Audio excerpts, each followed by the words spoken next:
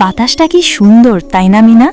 তবে বাতাসের চেয়েও সুন্দর গন্ধ আসছে আমার বাড়ি থেকে। তুই কি পাচ্ছিস? কিসের গন্ধ রে? আমি তো শুধু মাটির গন্ধ আর ধান ক্ষেতের গন্ধ পাচ্ছি।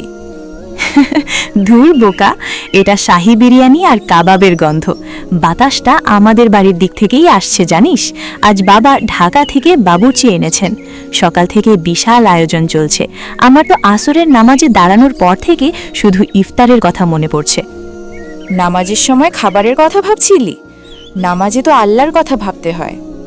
আরে ওসব বাদ দে, রোজা রেখেছি, খিদে তো লাগবেই। শোন, আজ আমাদের টেবিলে কি কি থাকছে জানিস? খাসির লেগ রোস্ট, আজ তো মুরগির গ্রিল, রেশমি জিলাপি, আর ফলের তো কোনো শেষ নেই।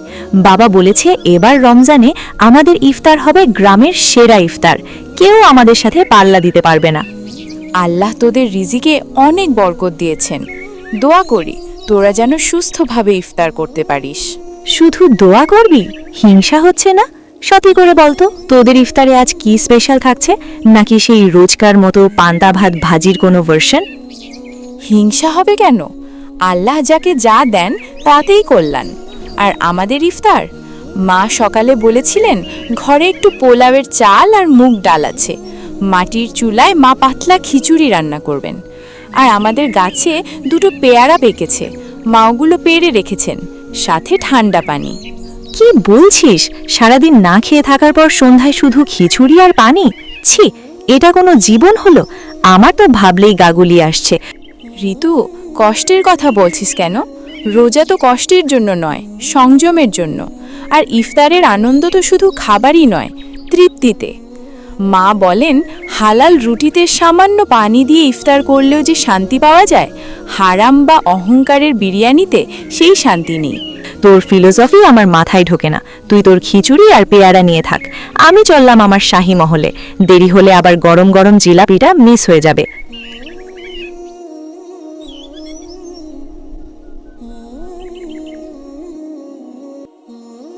বাহ, টেবিল তো একদম ছবির মতো লাগছে। বাবা, তুমি এখনো সোফায় বসে আছো কেন? টেবিলে এসো, আর তো বেশিক্ষণ নেই। ওই দেখো, তোমার প্রিয় শাহী কাবাবটাও আছে। তুই এসেছিস মা, বস। টেবিলের দিকে তাকালে আমার শরীরটা আর ভালো লাগছে না রে মা। ডাক্তার রিপোর্ট দেখে যা বললেন তাতে আমার মাথায় আকাশ ভেঙে পড়েছে।